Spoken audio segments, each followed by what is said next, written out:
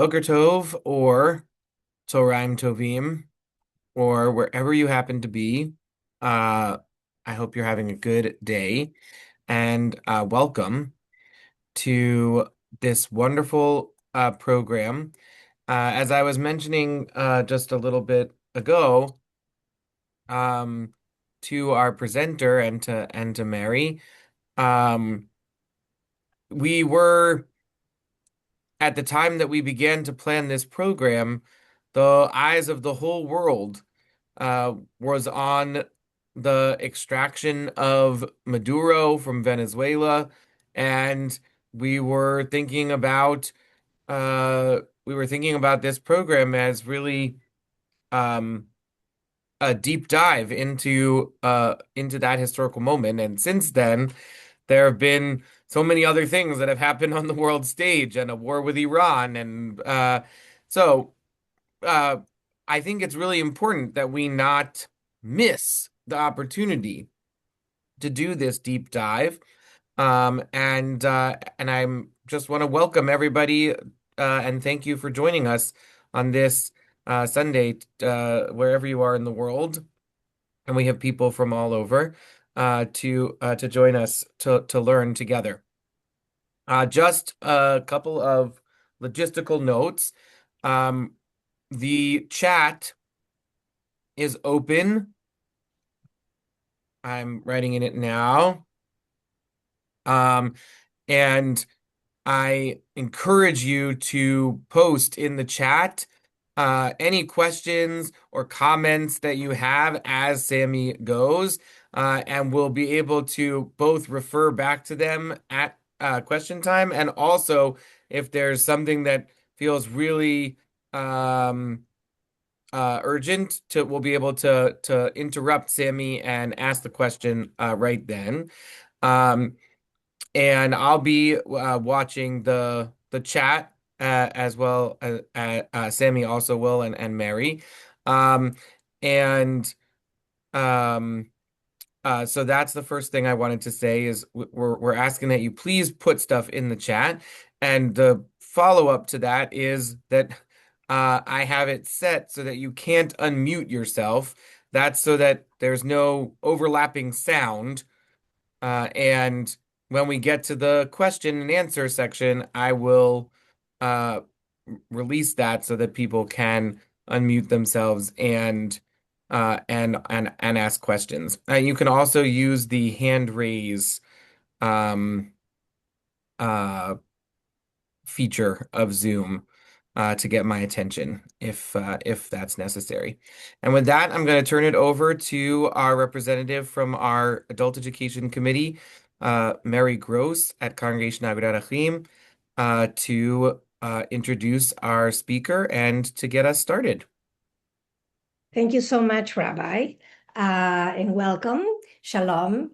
It is with great pleasure that we welcome you today to this special program, proudly presented by Congregation Agudat Ahim's Adult Education Committee. We are honored to have with us Sami Yekutieli, a fourth-generation Venezuelan Jew now living in Israel, whose family roots trace back to Jerusalem, Iran, and Turkey. Sami will share his personal journey, which encompasses the blessings of a thriving Venezuelan Jewish community, rich in tradition and fellowship, as well as the profound challenges and eventual disintegration brought about by a shifting political landscape. Sami is a former security consultant with more than 3 decades of experience in urban security and risk analysis. His institutional knowledge is priceless in explaining the challenges faced by the Venezuelan Jewish community as it navigated and continues to navigate a period of political instability and societal transformation. In his professional capacity, Sami has advised government agencies and private organizations and has presented at conferences in Israel, the United States, and Latin America. Sami is also a published author and genealogical researcher dedicated to preserving Jewish family history. He published a story of the Yekutiel family saga and is completing a study of Sephardic Jewish life in the Ottoman Empire and modern Turkey. Currently, Sami works as a real estate advisor in Israel. Sami, it's a pleasure to have us. The stage is yours. Take it away. Mary, thank you very much. Muchas gracias por la invitación. Thanks for all of you for attending. And Rabbi, also thanks to you for the opportunity. So I've been working a long time for this presentation that I'm going to share with you since I received the invitation a few weeks after Maduro extraction. And the conference was called Pre and Post Chavez regime.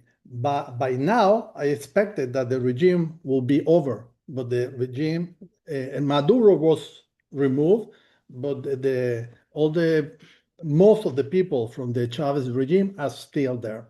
Anyway, I'm going to share you my personal experience. I do not represent the Jewish community of Venezuela, but I will share you. I lived there many years, many decades, and I will share you all my point of view. So let's get started.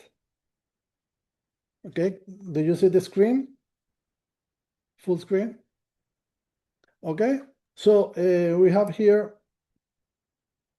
okay, as I told you, it's called the Jewish life in Venezuela before and during, even though it was called post. During, because the regime is still there. It will be a personal perspective. Okay, and I will talk about my family story, the Venezuelan Jewish community, the way I see it, and all the national changes that reshaped Venezuela. That's the way we're going to deal with it. 1 second.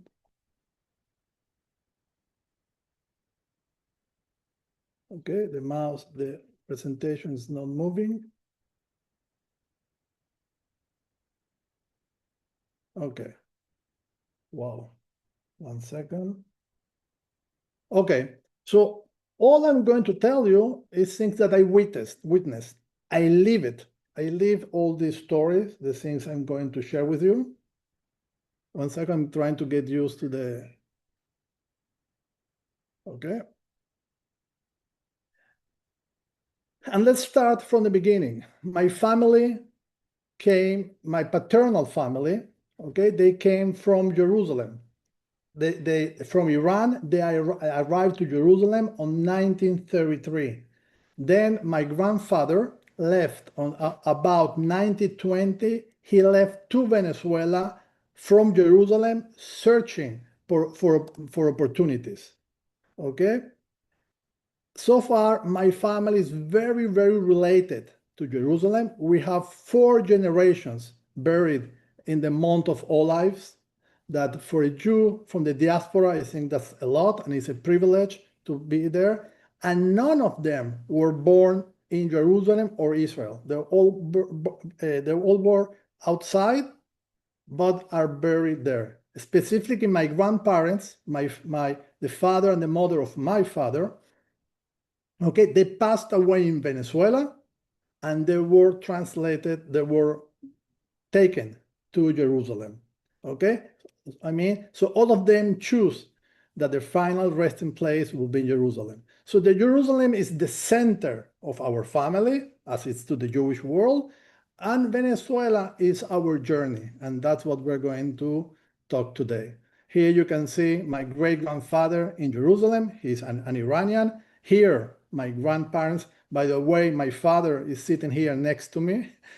His parents, okay, are here sailing to Venezuela in 1929. And here are the thumbs of my family. We have 5 of them in the Mount of Olives. Here you see them. As far as my grandfather, okay, he arrived to Venezuela with nothing on the pockets. Okay, he started a small immigrant. He started here this small store, and here I can resume about more than 60 years of work.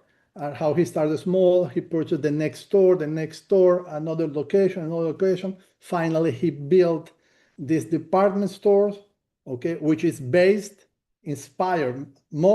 Many of you are from New York, and he was inspired by Macy's in New York. That was how the store looked inside. So here you have all his story, commercial study, as like most of the Jewish from Venezuela. Okay, he helped to shape the commercial life in Venezuela. By the way, here after he died, the governor of Aragua, which is the state, honor him with this diploma, with this recognition, uh, because of his contribution to the city. My journey, as was told by Mary on the introduction, my family has 4 generations in Venezuela. I was the last one in my family that emigrated after 100 years in Venezuela. I was formed partly abroad. I studied in Boston engineering, but my professional life, most of my professional life was in Venezuela. In the last 8 years, I am as a real estate in Israel. I immigrated with my wife and 3 daughters, and now all together we are building our new future in Israel with my family. So, to understand this story, we need to see what was building Caracas. I prepared for you a very short video about Caracas so you can feel how a strong city, the infrastructure.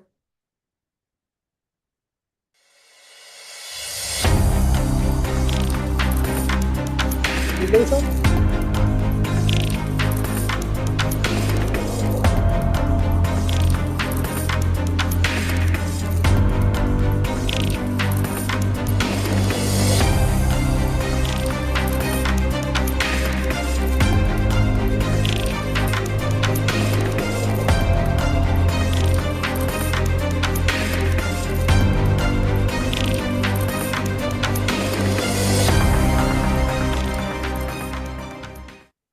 So in this 40-second video, okay, I wanted to show you to have a feeling about Caracas, Venezuela. It is a vibrant city, and all this story I'm going to show you Venezuela was taking place in here. By the way, all the material, all the videos I'm going to share, everything was prepared especially for this webinar. So in Venezuela, a small Jewish community built something remarkable. Okay, I'm very proud to be part of that community. And here we can see this is Hebraica, okay, which most of our social and sport lives takes here. Okay, shortly I will go into more details. And here on the right is the Puerto Azul, is the beach where we go on vacations. I will go into details immediately. So in Venezuela was a country that worked. Okay, effort was rewarded, and there were lots of opportunities for the immigrants. My community, the Caracas Jewish community, built institutions, Jewish educations. It made a network of organizations. We're going to see now all the list of institutions that were created. There was a structure and a secure environment. We felt inside the community, we felt very well, very protected once we are inside. While I was living in Venezuela, I used to say that, 1 second here.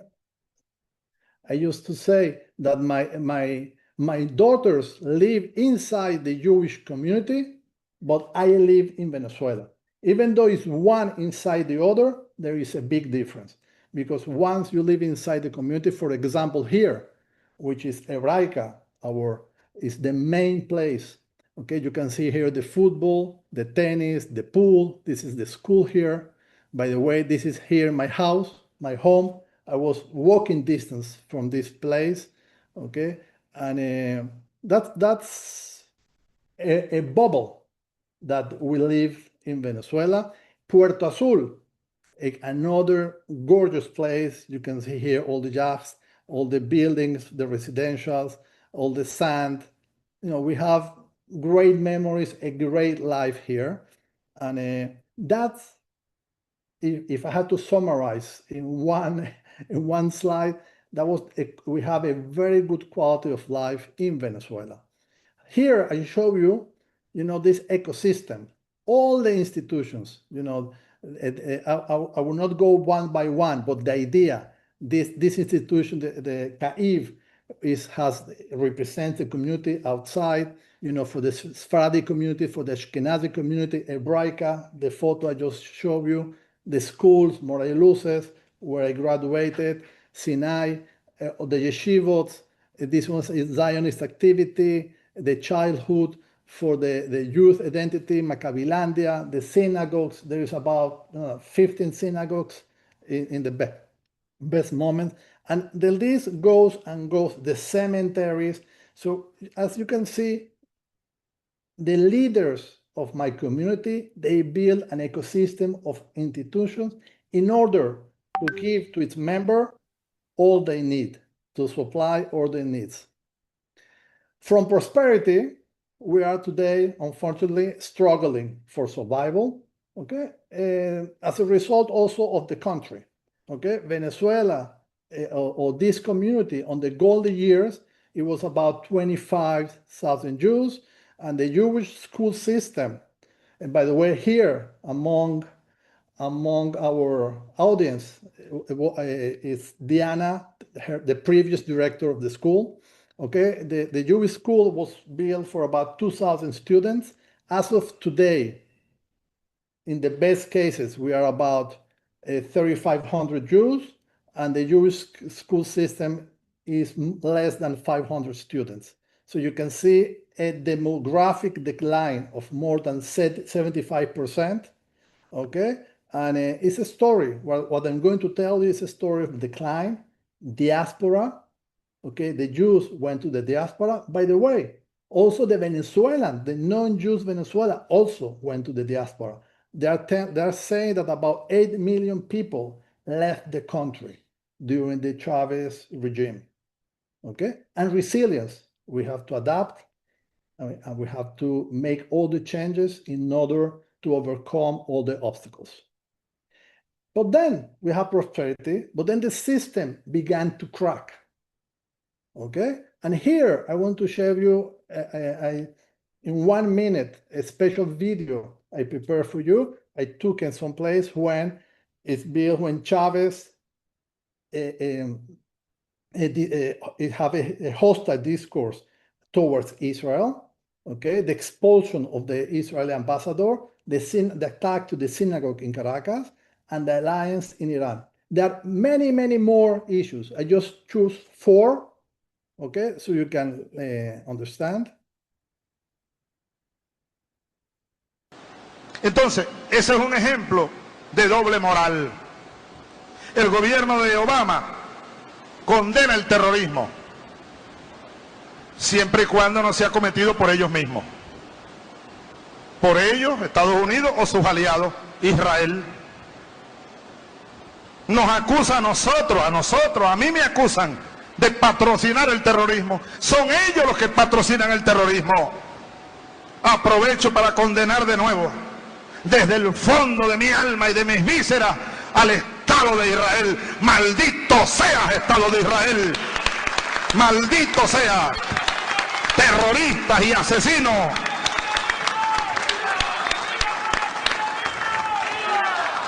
Y viva el pueblo palestino. ¡Viva!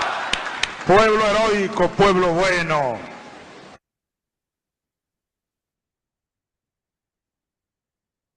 Y el asesinato contra el pueblo de Palestina, que tiene más de 60 años, es también un crimen contra todos los pueblos del mundo, contra todos los pueblos árabes, islámicos, contra todos los pueblos cristianos, contra los pueblos de América Latina y el Caribe, y así lo sentimos desde Venezuela, contra nuestro pueblo venezolano.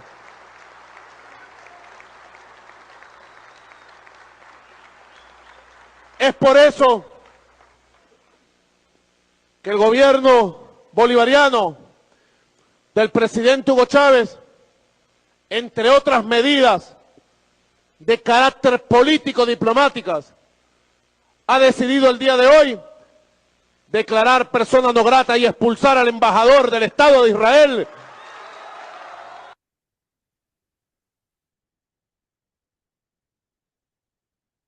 15 men carrying long weapons entered the Caracas synagogue shortly before midnight, destroyed religious elements, and painted anti-Semitic slogans on the walls. 15 armed people entered the Jewish community synagogue in Caracas. The hooded men destroyed the facilities, desecrated the premises, broke the scrolls of the Torah, sacred scripture of the religion, and covered the walls, anti-Semitic context. According to the police, the men left the synagogue and took the videos of the 5 a.m. that their vandalism lasted.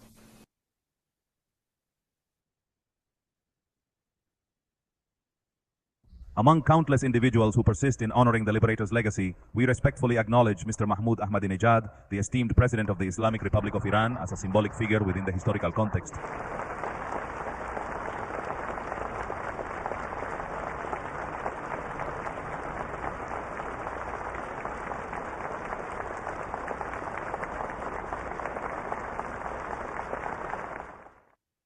Okay, so we have lots of material against, about Chavez.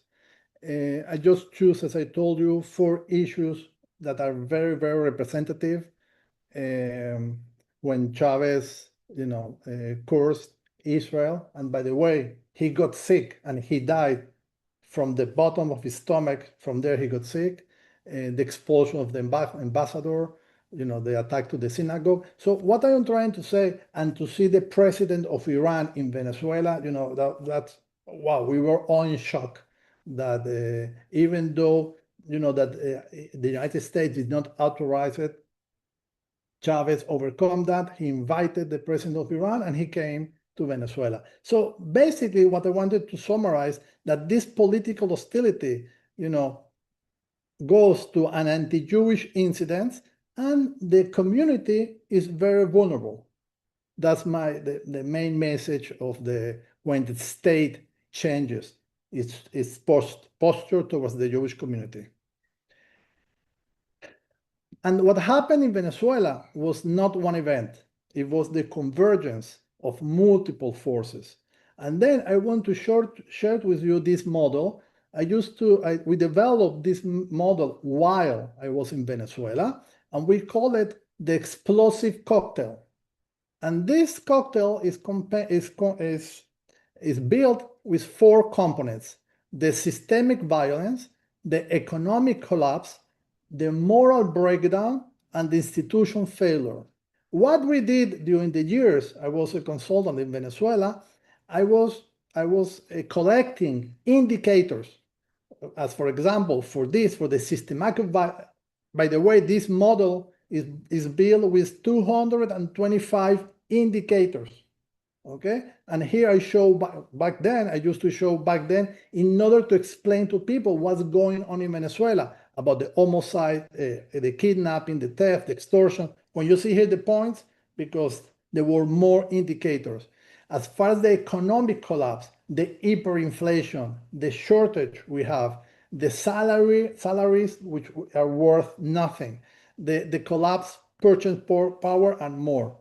As far as the moral breakdown, the lynching, we started seeing lynching, how people start taking the justice in their hands and doing public lynching. The brutality, violence 2.0, what I meant back then, that we have back then we started with the smartphones. So the delinquencies used to film how they kill their opponents, their enemies. It was terrible. The collective theft. As far as institutional failure, all the militarization of the civilian governance, all the political imprisonment, the alliances with very dangerous regimes like from Hezbollah and Hamas and Iran, and also all these hostile and diplomatic relations with China, Iran, and Russia. So what I'm trying to say with this model, that in some country, if you have a crisis in one of them, okay, but in Venezuela, you have a crisis in the 4 of them, and simultaneously. So you can imagine how crazy all this is. And it's an evolution, that's the reality, and was based on indicators. So what's the impact of this explosive cocktail? By the way, only this slide I can talk about 2 hours, and just to give you a small taste of the situation of Venezuela back then. All this impact of this model, we have mass immigration, as I told you previously. The statistics says about 8 million people emigrated. The export of criminal activities, you saw it in the United States. Trump speaks a lot about the criminality. And the trade distortions we can see because of the Venezuela during different periods has subsidized products. So there was a small smuggling of all these products. So this is the cocktail, the explosive cocktail built with more than 220 indicators to show the situation in Venezuela. In addition, to be more practical, to be more straightforward, Venezuela is an oil country. Look here, how many her oil reserves? More than Saudi Arabia. Okay, her currency, Venezuela used to have the bolivar, which whoever was involved with Venezuela was 4.30 per dollar for many, many years. Okay, it was one of the most stable currency in the country. And here, during the Chavez era, okay, 14 zeros were taken from the currency. So, you know, I looked for an example, a power example to show you, you know, the distortion of the economy, even though it's an oil country which has huge incomes. To understand this crisis, okay, I went a long way. First of all, I did with my friends, with my colleagues, we did a lot of research. This is our first book about the kidnaps. What we wanted with these two books is understand what's going on in Venezuela. The first one was about the kidnapping. The second one was about terrorism, okay? Then we developed proposals along the year. We're talking about 20 years here. We went for proposal here. We gave the local regime, the local governments and regional governments a solution. By the way, a solution that I learned in Israel about, you know, a command centers, how to use it. And here, this is our methodology, security methodology. We use this book was back then to about 120 companies that we apply this methodology. So here we have proposals to cities, to big organizations, to families, to how to protect themselves. In this part in the research, here I did the research on my family, okay? That by the way, doing the research, I understand the importance to know where you come from. One of my biggest conclusions that even though that to know who is your father, who is your grandfather, which may be obvious for us, in this society, in Venezuela, an important part of the community, the society of Venezuela, they don't know who the father is. The mother is present. They don't know who the father is as important. Here, it was my last book. It was not published. I finished the book in my first year in Israel. It's about I was always looking for solutions in the security field. So one day, what about if I ask my Jewish ancestry about how we can resolve or improve the security indicators? And I found a solution on the 10 commandments. It took me about 5 years of research with the help with many rabbis. And I explained that from the 10 commandments to know how to live with people and how it has an impact. It's a 300 book, which goes commandment by commandment, explains everything. I was surprised how our books are so great. They have the solutions there. To implement them is very, very difficult, but there are solutions there. And also, along the years, we were in these books here, bridging between Venezuela and Israel. We have a third book here on the right that we finished the book, but Chavez broke the diplomatic relations so that we didn't publish it. And we were trying there to prove, here's in Spanish, Venezuela, Israel, Economías Unidas para el Mundo, which means Venezuela and Israel, economies united for the world. I see that both countries complement each other in order to offer services, products to the world. Now I want to show you another personal example, okay? How a regime turns a person into an enemy. And that's a personal case, okay? This happened many years ago to myself. Especially for this conference, I saw all the videos, which was difficult for me, and I extracted 1 minute to show you how these people is also a Nazi strategy, how they took my name and they made of me an enemy. Okay, they accused me, they discredited, and we'll see the video is less than 1 minute. Sally y Billy, este par de sujetos, si usted escarba más, mire, vamos a encontrarnos cosas gravísimas. Usted es un ciberterrorista. Giacutielli ha aparecido varias veces por televisión. En esa empresa de seguridad presta adiestramiento policial y militar, presa, es decir, que son perros de la guerra vinculados a la seguridad.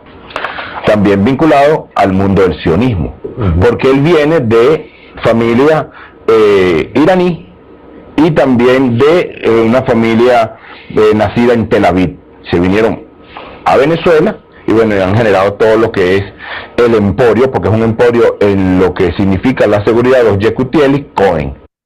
Okay, and I have dozens of hours of TV hour nationwide, okay, where they're speaking about us, and things, nothing is real, okay. There are some realities, that I'm Jewish, that my father was born in Tel Aviv, that my family all that is true, but it's taken to a negative side, okay? Yes, I do have a company, but I'm not a mercenary. There were legal companies. Anyway, for about 5 weeks, okay, they were, at night talking. So I have no option to defend myself, okay, and they did the damage. My partner, he left immediately the country. I decided to stay and confront them. People helped me to defend myself and confront them, but it's a risky. So what I wanted to show you, when you are with this kind of regime, everything can happen. Okay, so when a country collapses, people leave. Unfortunately, and we decided at some point to leave the country, specifically in 2017, okay? I left with my wife and 3 daughters, Sigal, Yael, and Tamar. They were born in Venezuela. They're adapting to a new country. Here you can see my 2 oldest daughters in the army. Today, she's the Sigal, the big one, he's an officer. This morning, she arrived at 7 o'clock at home from the base. She's involved with Lebanon. My second daughter, she finished the army about 2 or 3 weeks ago. Okay, they're doing great to integrate themselves. Here you have my second and my third daughters on my birthday giving me, the results of excellent results.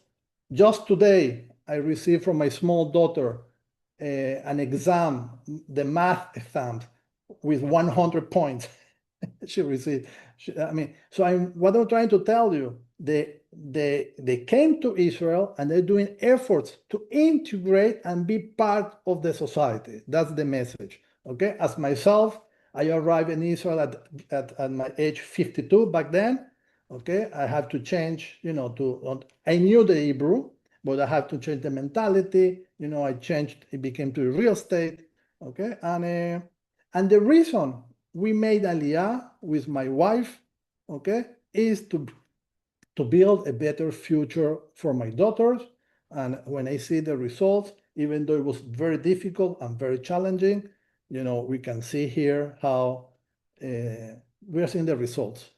Okay, Now I want to talk, okay, with the extraction of Maduro. By the way, that was the reason I was invited for this. And so with the extraction of Maduro, a new chapter begins, but not necessarily new systems. We have a lot of expectation. It's the beginning of something new. We are very thankful to Trump and the US government that they started this process. We have the expectation that we'll do the cleaning, they will change the regime to have elections, and that's expectations, hopefully. So as of now, the Maduro regime, Maduro is gone. He was extracted. He's in New York, okay? But the regime is still there. Here we have Chavez, and Maduro replaced Chavez. As you saw in the video, when there was the expulsion of the ambassador, Maduro was the foreign minister, okay? And she was when Maduro became president, Delcy was the vice president, and she's now the interim president, okay? So what's the change? Maduro was removed, but the power still remains with the Chavez regime, even though, it's subordinated with the US alignments. What remains? Well, we still have a fragile economy. The institutions are very weak, and that's why I also when I spoke about the Jewish community and I show all the institutions, I understood the importance when you have good institutions as the Jewish community has, and Venezuela has weak institutions. That's why we all see the cocktails and all this terrible situation. Okay, we can see external influence, specifically now, these days, from the US. Okay, and the political prisoners, there are still, many of them were left out, but they still remain in detention. And if they are outside, they have to show up. Okay, today, after that Maduro is out and the US is in charge, I took this study was done about 2-3 weeks ago, okay, and I took some information so you have an idea. 79% still that the economy is widely broken. 59% about the corruption is the main problem, okay. Almost 90% the mass migration, as I told you, more than 8 million people left. 45% are in disapproval with the interim president. People like very much, more than half, that the influence of the US, okay, and 51% are considering to return to Venezuela with this change of regime. So my conclusion of this Venezuela to today, the decades of crisis and migration exhausted the country, okay? Venezuela now faces an uncertain political reset. And we are hopefully, expecting to change to elections, and Maria Corina, which has proven to be a leader. By the way, Maria Corina Machado was the Prize Nobel for this year. Hopefully, she will take care of the country. And here, I want to take one specific case of a Jewish family. Okay, this is Gabriel Varnaghi and his brother were born in Romania. Okay, their parents are survivors from the Holocaust. Daniel is the small brother, but he was already born in Venezuela. Daniel went to school with me at the MBA. We did a master's in business together in Caracas, and then he kept on studying. He did a doctoral, and he was in jail for 1 year. This guy, this nice guy, that he cannot kill a mosquito, was in jail for 1 year. Okay, he was released about a month ago, 5 weeks ago. I spoke to him, obviously. He was not taken to court, anything. He's now at home, but he cannot leave the country. And Shirley, which is the daughter of Gabriel Bernaghi and the nephew of Daniel, Okay, last about 1 week or 10 days ago, she went back to TV, and I want to share you what she says on the new news TV as an anchor. Today begins a space where the country can be seen complete every night. Returning to television in Venezuela, to a news broadcast at a prime time, is to rediscover the responsibility of speaking to a country that needs all voices, not just one, that deserves to be contrasted, questioned, and understood. This news program was born with a clear conviction that the country can be seen without filters, without absences, without silences, that it is here. All their voices, their questions, their complaints, their nuances. Let what makes you uncomfortable and also what unites you be heard. Every night we will be here to tell you what is happening in the country with rigor and respect. For us, for the Noticias Venevisión team, it is a commitment to the country, to reality, to the facts, and to each citizen. Today, the news returns to prime time in Venezuela, and tonight we begin. When I heard this for the first time a few days ago, I couldn't believe that Shirley Varnaghi, a Jew, she's back in one of the biggest TV channels. The news, as she tells, needs all voices, not just one. Maybe for you in the US it's obvious, but for us it's not obvious. And the last thing I want to tell about the Varnaghi family, look at Shirley, okay? She has 1.3 followers. How she defines herself. She lives in Venezuela with all this regime. The first thing, Judía, a Jew, Venezuela, and a journalist. The three of them is dangerous. and she's, that's an example of the members of the Jewish family in Venezuela. Like this, I can tell you many, many examples, but this was very, very new. So that's why I chose this family to share with you. Okay, so this is about Venezuela and what happened when institutions break down. That's my main conclusion of Venezuela. You saw the Jewish community with strong institutions. Today they are weak because also the circumstances of Venezuela. And the Venezuela, the country itself, with very, very weak institutions. Okay, so to start ending my conference, what this journey has taught me. First of all, the fragility. Okay, no country is immune. Institutions must be protected.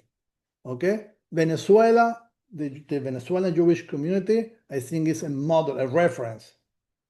I'm very proud of the leader of my community with the work they did, a model of organization, education, and resilience, how they adapted themselves.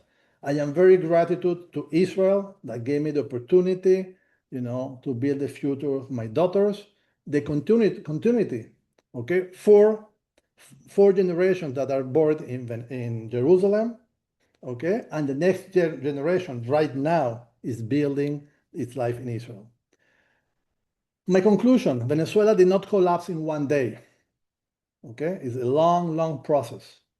Okay, the Jewish community was not pushed in one act. It was a process. But the Chavez regime eroded their reality. Okay, until emigrated became inevitable. Okay, that's why so many of us, Jews and non-Jews, will left the country because of the situation I explained. To finish, I want to take an opportunity to thank to my grandfather. Okay, he is my picture with my grandfather who showed me the way. Okay, he can see he is my grandfather. This is me. He showed me the way, Shvil HaZahav, to the rabbi, Shvil HaZahav, the golden way. He showed it to me. Okay, and all the efforts he did. Okay, he is hurt in order to protect me. And as years go by, I see it more obvious. All the things they did for me, for all of us, for the new generation, so we can go forward. And I myself, with my wife and 3 daughters, I am doing all my efforts the best I can in order also to show them the way and to be successful. Okay, so this is my presentation, and obviously now It's open for questions, suggestions. I hope you enjoy it. It's many, many years. I did an effort to be as simple and powerful as possible. And I hope the message went through so you can understand much better a Jew from Venezuela that emigrated. All right. Thank you so much. Sammy, we have a question from Ronin who asks, what are the reasons that the many of the Jewish families from Venezuela emigrated to Florida, not to Israel? Wow, that's a good question. The way I see, yes, many went. I think Israel, from my understanding, is the first destination. It's Miami, Panama, Spain, and then Israel. That's the way I see it. Miami, is close. It's first world country. Panama is cheaper. It's a good country. Spain, many people because they have the European passport, and then Israel. I see it as a fourth option.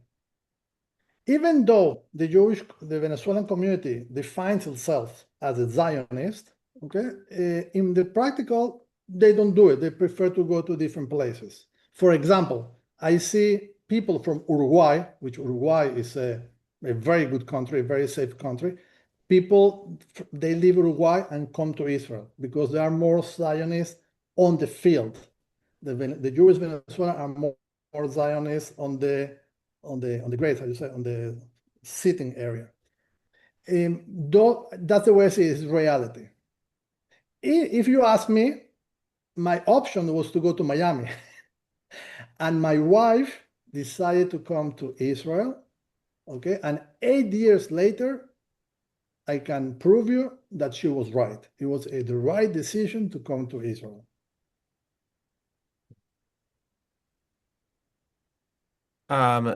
Laura asks about the Cultural Museum of Sophie Imber and what happened to it. Okay. Wow. Sophia Imber, wow, she's a very Jew from Venezuela, very important. She did a great museum. Okay. Chavez removed her name from the museums. I don't know the details as of now or the last years, but I am sure it's not the same. What happens with all the things that were inside? I have no idea, but what I can tell you that she did a great job. She did a great job for Venezuelans, and she also immigrated. She had a very great, but I have no idea what is us today. I am sure many things were stolen. I'm sure many things were destroyed. I'm sure her name for sure was taken out of the museum. Okay, and that's a very sad example. It's a very good example of good things and how the regime, doesn't appreciate those things. Marguerite has a question. Yes, it's not a question. It's something that I want to say. So first of all, Sammy, I congratulate you on your exposition, your presentation, very professional. I am Mary's cousin, first of all, and I am very close to Sammy's wife family.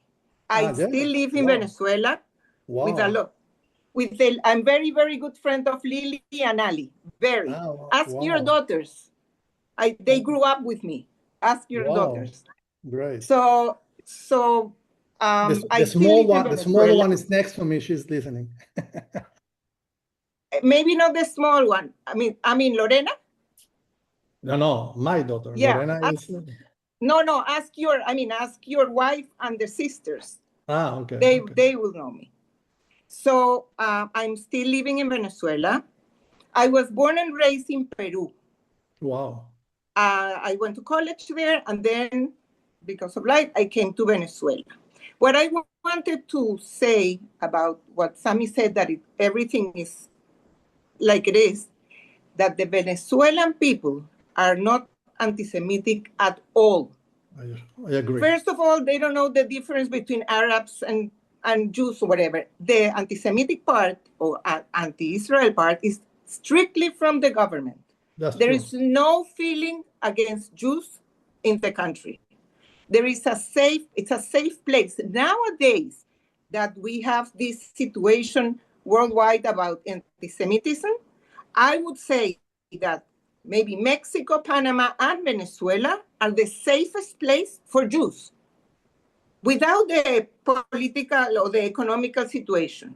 But here we have no problem. The community, the country is very welcoming. I feel that in Venezuela, comparing to other countries, there is a huge integration of the Jewish community to the country in cultural, scientific, social, more than other countries. And what you say about the Zionists, the people going to Israel, I was raised in Peru. Countries in the south of South America are much more Zionist in their education. So also, Peru has a huge community in Israel, not so much in Venezuela. Maybe because the economic situation in our countries was mostly bad, so we had to look for other places. Or because it was like that. It was they were very Zionist communities. Not so much in Venezuela. Parents didn't want their children to live. So it's a cultural thing that was implanted in us. That's all. Thank you. I agree with you in everything. Thanks for your words. Amy asks, what became of your grandfather's department stores? Wow. I didn't want to get into that, but the building is a 14 floors tall building. It was all invaded. Okay. There was no way to take them out. Okay. They have no control. Okay. The store downstairs was closed. And last year, after a very long process of negotiation, we sold the building. And what's interesting, the buyer, okay, we worked 8 years negotiating.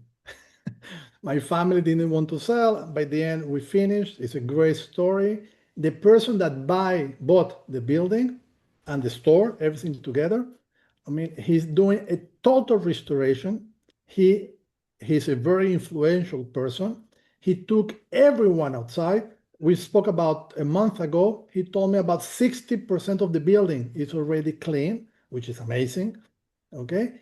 When he's from Spain, by the way, and he arrived to Venezuela about 15 years old with nothing, no money at all. And he started his commercial life next to my grandfather. He never spoke to my grandfather. He never had any relation, but he saw him. So when he had the opportunity, and then, he grew up, he made lots of money. He's very successful today. So when he had the opportunity to buy the building, when I approached him to sell the building, it was like a dream for him. And he's remodeling everything. He's doing a great job, and he's preserving the name of the building. We didn't request that from him. He's requested the building. So it's a great story. Okay, I can tell you that maybe the only thing my grandfather asked me is take care of the building. Make sure it goes to good hands. Okay, and it happened. It just happened. And, so it's a great story. It was very emotional. It was very difficult for us, but we did it last year, and it's on the process of recovering. And I'm sure the buyer will do a good job. But once again, you can see here how, in the other hand, you can see how here you have a property, you cannot defend the property. That's what happens when you are in this kind of regimes. You cannot do anything, and that's the story. And that's an issue for an entire conference. I'm curious to know in what ways your transition to live in Jerusalem was as expected, and in what ways it was different from expected. To Jerusalem, I know. To Israel, yeah. When you moved 8 years ago or whatever. Yes. I mean, as you saw from my conference, when I show you the cocktail explosive, I was very involved with the security. So, I had lots of information that Venezuela is not the place to raise my three daughters. Okay. And my wife, she has her own process in parallel. One day she told me it's time to leave. Okay. And before that, I went to Spain. I went by myself to Miami, to Panama, to see where is the right place to go. So as I told you during my conference, she decided we should come to Israel because I had the language, because I had family here, and because we belong to Israel. We don't belong to Miami or to Panama. And we did it. We came. As I told you before, I think it was a good decision. For her, it's very, very difficult. Okay. She misses her family. I was the last one to leave in my family, but her family is still in Venezuela. Only her sister is here in Israel. For her, it was difficult. She misses her family. She misses the food. She misses the Venezuelan style. She misses everything. But at the same time, in my opinion, she's doing a great job here in Israel to grow up our daughters. And that's an opportunity. It's recorded to tell her that I'm very thankful to all the job she's doing with our daughters. Can I Yeah, ask? go ahead. As someone from Bolivia, I believe that the decline of Jewish community has been driven specifically by the crisis and political and economic uncertainties. Um, as we begin to have a similar pattern here in Bolivia that you had in Venezuela, my question is: do you think that our community could ever grow again here in Bolivia or Venezuela? Listen, I don't know about Bolivia. Okay, it's a different country. You had very difficult years with a small left regime. So I don't know Bolivia. I cannot give you my opinion. As far as Venezuela, okay, that's the place I know. Many of us left. I show you the studies which said about 53% will return. I think that as time goes by, okay, people have stronger roots on their new country. And the new generation, they feel more adapted to the new place. So as time goes by, it will be more and more difficult to return. In the case of Venezuela, as I showed you, for some reason, that's why I said the Jewish community is resilient. They are fighting with the nails to protect the institutions, to protect the Hebraica, the synagogues, the cemetery. They do a huge effort. So the institutions are weak. Okay, they are vulnerable, is your term more specific, but they are there. Okay, and if they are coming, in my case, I can answer you.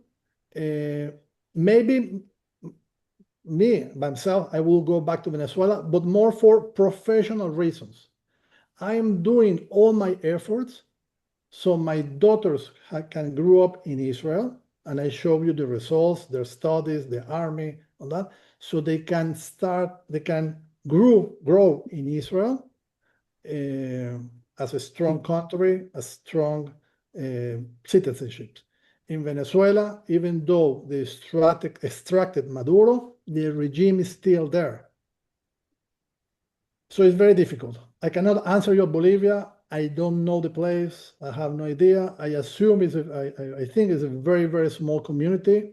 I am sure it's not consolidated as the Venezuelan community with all the institutions because it's small. But recently you have a new government, which I think is pro-Israel. I don't know the details, but there is a new government, and hopefully, in any event, there is no case in the world that will look like Venezuela. I think the Venezuelan case is crazy because it's an oil country, because Chavez was extremely powerful and he destructed everything. I think it's a very unique case. Many people like to compare it to this. I think it's very unique. Well, Thank you Sammy, very I much. just want to say, for myself, that I really, really appreciated your presentation, that I learned a lot, and I'm really grateful that you made the time to come and teach us, and clearly very carefully prepared and um, extensively researched and put together presentation, really beautiful. And I'll let Mary close us out.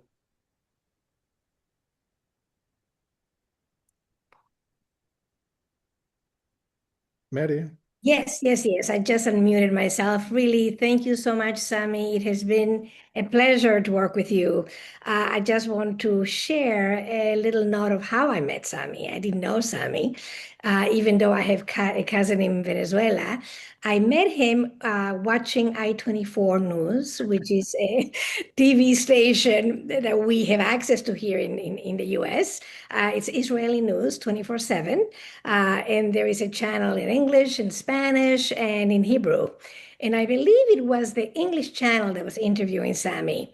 And since we were discussing the possibility of doing a program in Venezuela, and I was so impressed with the interview that Sammy gave to the broadcaster, I decided to look him up in WhatsApp.